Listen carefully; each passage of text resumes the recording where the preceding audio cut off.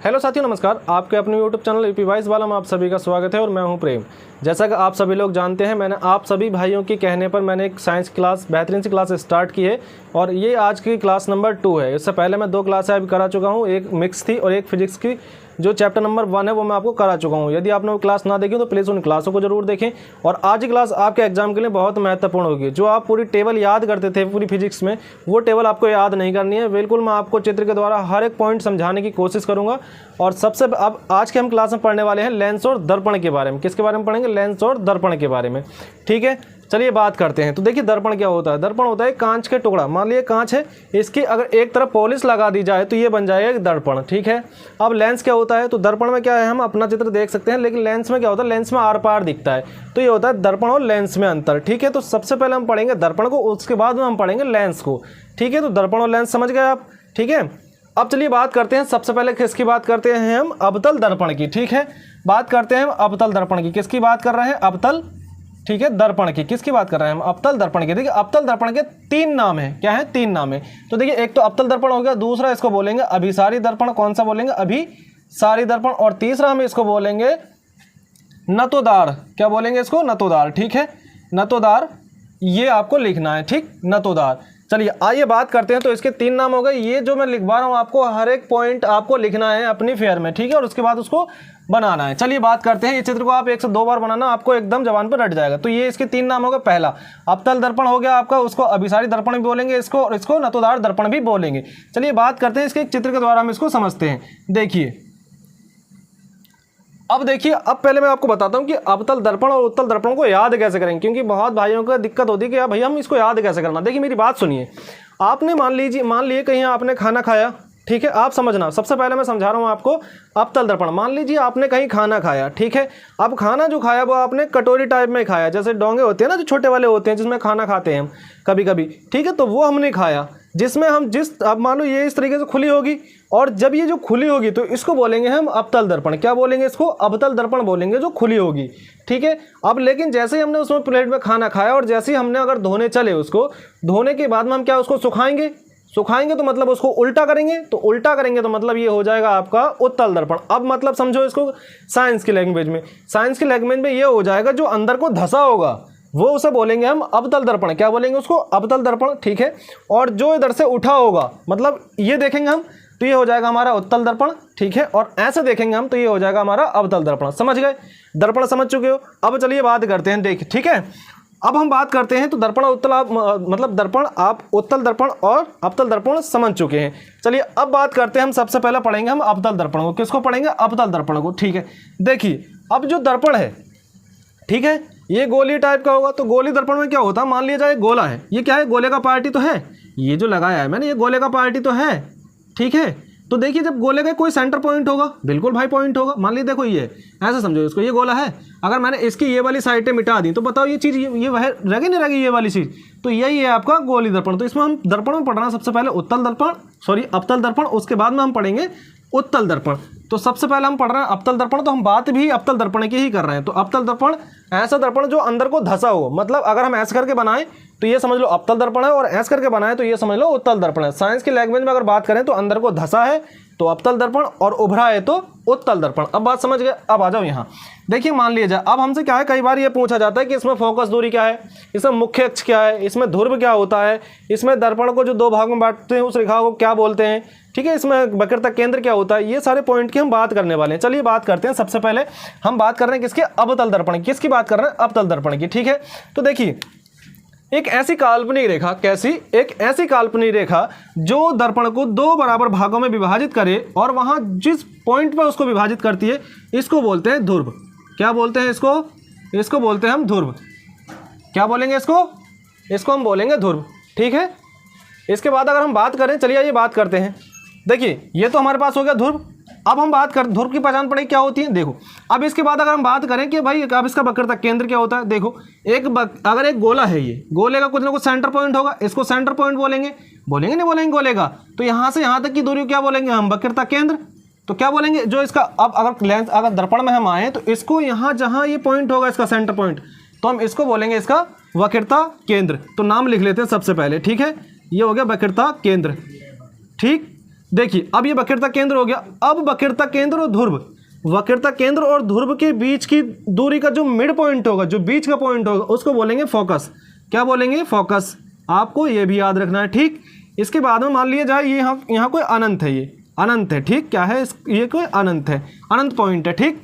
अब हम समझते हैं अगर वस्तु कहाँ रखे तो उसका प्रतिबिंब कहाँ बनेगा, कैसे, क्या क्या, कौन सा प्रतिबिंब कहाँ बनेगा, ये हम जानने वाले हैं इसमें। चलिए बात करते हैं। देखिए यदि वस्तु कहाँ रखी हो? अनंत पे। इसे रटना नहीं है भाई, समझना है इसको। अगर वस्तु रखी है यहाँ अनंत पे तो इसको मान लेंगे पॉइंट नंबर 1। तो पूछेगा आपसे कि यदि वस्तु अनंत पर रखी है तो अवतल दर्पण में उसका प्रतिबिंब कहाँ बनेगा। ये क्वेश्चन इस प्रकार से आपसे पूछेगा। तो इसका प्रतिबिंब अगर अनंत पर रखिए तो इसका प्रतिबिंब बनेगा फोकस पर। कहाँ बनेगा? फोकस पर, और बनेगा उल्टा, वस्तु से छोटा बनेगा। पहला पॉइंट। दूसरा पॉइंट, अगर वस्तु आपकी कहाँ अनंत और वक्रता केंद्र के बीच में रखी हो तब क्या होगा भाई? अनंत और वक्रता केंद्र के बीच में रखी हो, मान लो इसमें 2 पॉइंट है, तो ये प्रतिबिंब बनेगा वक्रता केंद्र और फोकस के बीच में। कहाँ बनेगा? वक्रता केंद्र और फोकस के बीच में, ठीक है। अगर वस्तु आपकी वक्रता केंद्र पर ही रखी हो तो इसका प्रतिबिंब भी कहाँ बनेगा? जस्ट इसके नीचे। तो आप इसको याद रखना, ठीक। अगर आपका वस्तु जो है वो कहाँ वक्रता केंद्र और फोकस के बीच में रखी हो तो उसका प्रतिबिंब कहाँ बनेगा भाई? तो इसका प्रतिबिंब जो बनेगा वो बनेगा यहाँ। वस्तु का प्रतिबिंब कहाँ बनेगा? यहाँ बनेगा। मतलब वक्रता केंद्र और अनंत के बीच में उसका प्रतिबिंब बनेगा। यार वस्तु यहाँ रखी है। अगर वस्तु फोकस पर रखी हो, अगर वस्तु कहाँ फोकस पर रखी हो तो इसका प्रतिबिंब बनेगा यहाँ। कहाँ बनेगा? यहाँ, ठीक है। ये इससे बड़ा हो जाएगा, ठीक, और ये इससे बड़ा हो जाएगा, ठीक है। आई बात समझ में? मेरी बातों को समझ रहे हो? मेरे कहने का मतलब क्या है, ठीक है। अब आ जाओ यहाँ। तो इसे नंबर देते थे, ये 3 नंबर हो गया, ये 4 नंबर हो गया, ये 5 नंबर हो गया। अब इसे समझना कैसे? देखो ये 1 नंबर, ये इसका 1 नंबर, ये इसका 2 नंबर, ये इसका 3 नंबर, ये इसका 4 नंबर और ये इसका 5 नंबर। अब देखो ये क्वेश्चन कैसे बनेगा। क्वेश्चन आपसे पूछेगा कि यदि वस्तु अनंत और वक्रता केंद्र के बीच में रखी है तो उसका प्रतिबिंब कहाँ बनेगा। तो इसका राइट आपका आंसर हो जाएगा। देखो 2 नंबर कहाँ है? नीचे, ये है, ठीक है। तो इसका प्रतिबिंब कहाँ बनेगा? वक्रता केंद्र और फोकस के बीच में। ये यहाँ से क्वेश्चन आपको देखने को मिलते हैं बहुत सारे, ठीक है। अब एक पॉइंट, अब अगर वस्तु, इसको ध्रुव बोलेंगे, ठीक, इसको क्या बोलेंगे? ध्रुव। ध्रुव मतलब पोल बोलेंगे इसको। और वस्तु अगर पोल और फोकस के बीच में रखी हो, मतलब ध्रुव और फोकस के बीच में यहाँ रखी हो, तो इसका प्रतिबिंब कहाँ बनेगा? तब इसका प्रतिबिंब बनेगा दर्पण के पीछे। इसको 6 नंबर दे देंगे और 6 नंबर लिख देंगे दर्पण के पीछे, ठीक है।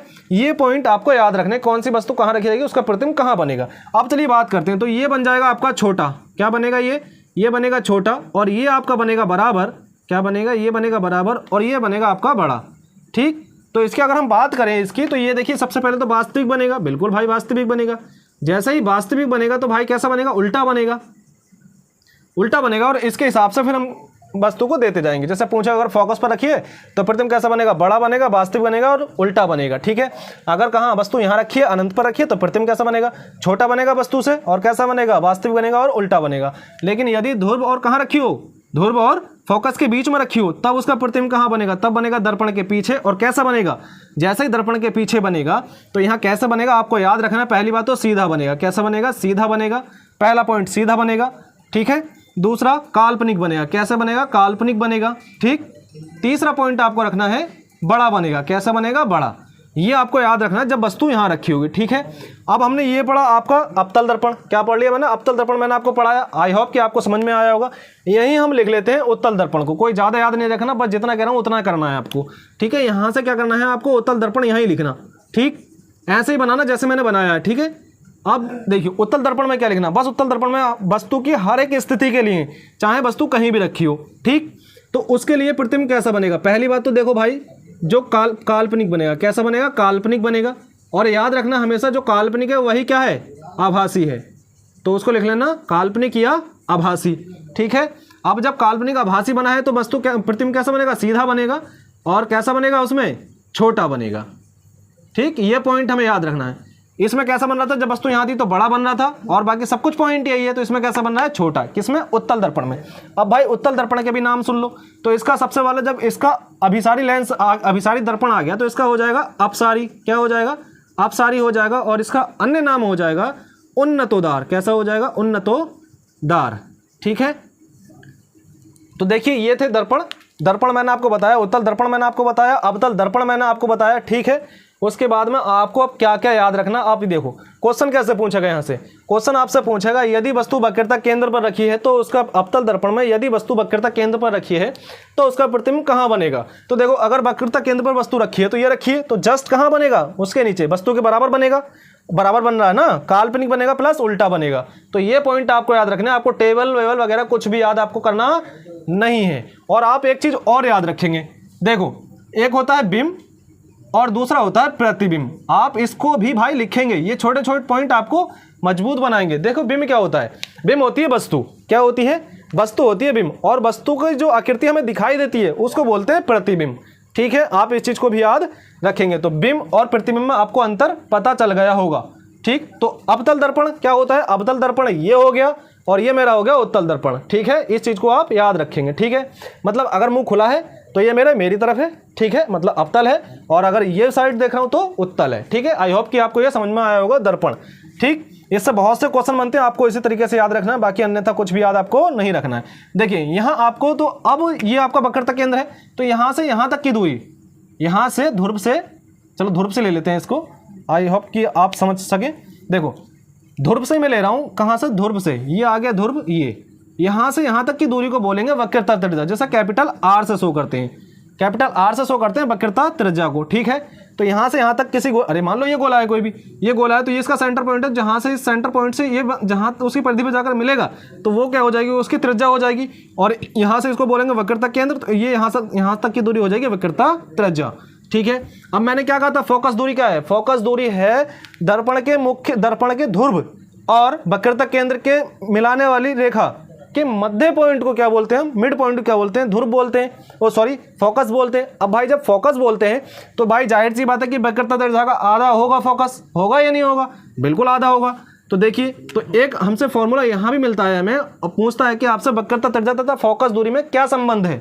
तो संबंध बात करते हैं फोकस और त्रिज्या में। ठीक है, फोकस और वक्रता त्रिज्या, ठीक है, वक्रता त्रिज्या में संबंध। ठीक, ये क्या होता है, ये होता है F बराबर R/2। अच्छा, ये R/2 हुआ कैसे, ये भी देखना है हमें। देखो मेरी बात सुनो, यहाँ से यहाँ तक क्या फोकस दूरी है या नहीं, ये बताओ। और मैंने कहा इसका मिड पॉइंट मतलब बीच का पॉइंट, तो बीच का पॉइंट ये है, तो मान लो ये है। ठीक है, अभी मान लो ये पूरा एक क्या है, वक्रता केंद्र है, यहाँ से समझो इसको, यहाँ से यहाँ तक की दूरी क्या है, वक्रता त्रिज्या है। क्या है, वक्रता त्रिज्या है।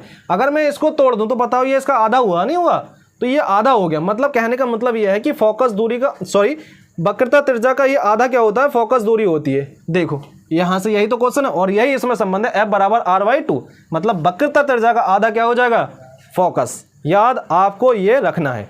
चलिए अब इसके बाद में हम बात करते हैं, किसके बारे में बात करेंगे, लेंस के बारे में। किसके बारे में बात करने वाले हैं, अब हम बात करेंगे लेंस के बारे में। चलिए भाई, तो अभी हमने बात की थी किसके बारे में, अभी बात की हमने दर्पण के बारे में, अब हम पढ़ने वाले हैं लेंस के बारे में। चलिए आइए लेंस के बारे में पढ़ते हैं।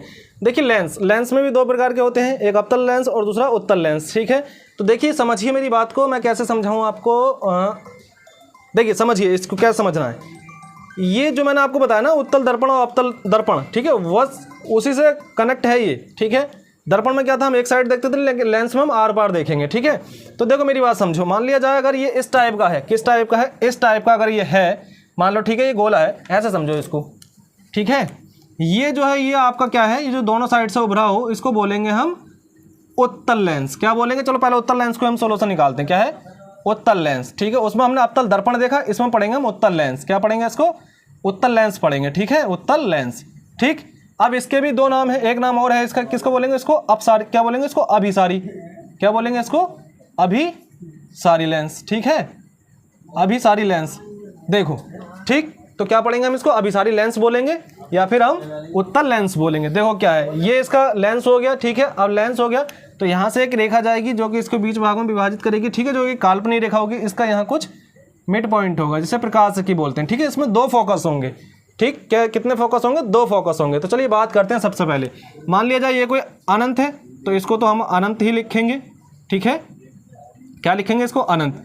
ठीक, यहाँ कोई पॉइंट होगा इसका और यहाँ कोई पॉइंट होगा। बात समझ रहे हो ना मेरे कहने का मतलब क्या है।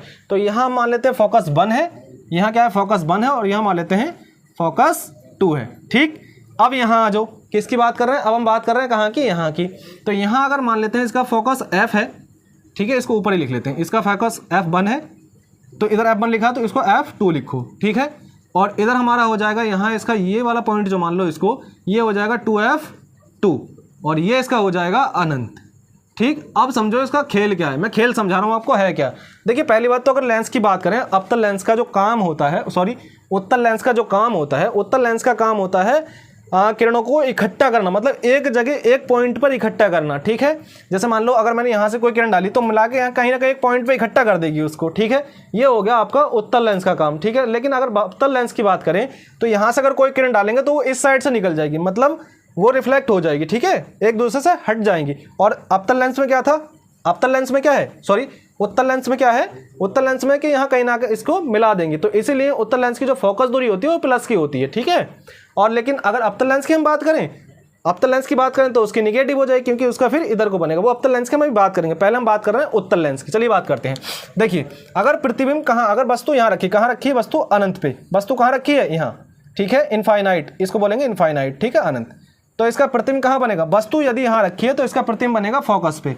कहाँ बनेगा, फोकस पे। प्रतिबिंब कहाँ बनेगा इसका, फोकस पे। ठीक है, यदि वस्तु यहाँ रखी है, नंबर दे दो इसको, 1 नंबर 2 नंबर। यदि वस्तु अनंत और 2f1 के बीच में रखी है, कहाँ, अनंत कहाँ रखी है आपकी, अनंत और 2f1 के बीच में रखी है, कहाँ, यहाँ, इन दोनों के बीच में। किन दोनों के बीच में, इन दोनों के बीच में। तो इसको 2 नंबर दे दो। तो इसकी जो प्रतिबिंब बनेगा वो बनेगा यहाँ, कहाँ बनेगा, यहाँ, मतलब f2 और 2f2 के बीच में बनेगा। ठीक, यदि वस्तु यहाँ रखी है तो इसका प्रतिबिंब कहाँ बनेगा भाई, f2 के भी रखी है ना, तो यहाँ प्रतिबिंब बनेगा इसका, यहाँ कहाँ बनेगा, यहाँ 2f2 के लिए। ठीक है, अगर वस्तु यहाँ रखी तो इसको 3 नंबर दे दो।